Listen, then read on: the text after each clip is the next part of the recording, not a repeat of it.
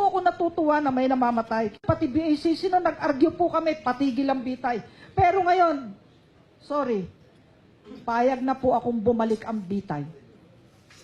Para sa mga extra heinous crimes.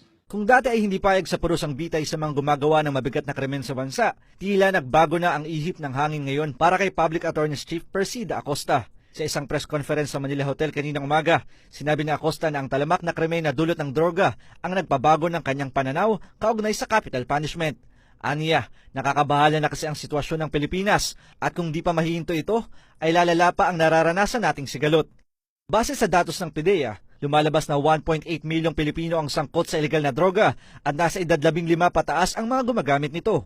Tila nakahanap naman ng kakampi ang PNP sa katauhan ni Acosta pagdating sa kanyang all-out war laban sa droga. Ani Acosta, suportado niya ang kampanya ng pambansang pulisya at kaisa siya nito sa kanilang anti-drug campaign. Ito ay kahit pa nasa halos 200 na ang napabalitang pinatay na suspected drug pushers at drug users sa bansa. Giit pa niya, panahon na para ibalik ang magandang imahe ng Pilipinas at dapat ay kilalanin ang pagsusumikap ng mga pulis kaugnay dito. Bakit sinisisi niyo yung pulis, buong PNP?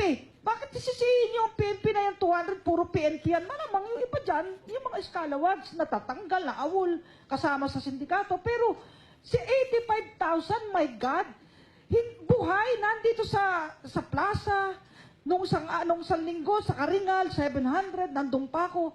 Sabi ko, buhay, pinakain pa ng pulis. O yung sinasabi ko, unfair naman sa PNP kung lagi na lang tingin ng tao. Panahon na para saluduhan natin ang mga pulis ngayon dahil sila ay talagang seryoso na magdeklara ng gyera laban sa droga. Mark Makalalad, Newslight.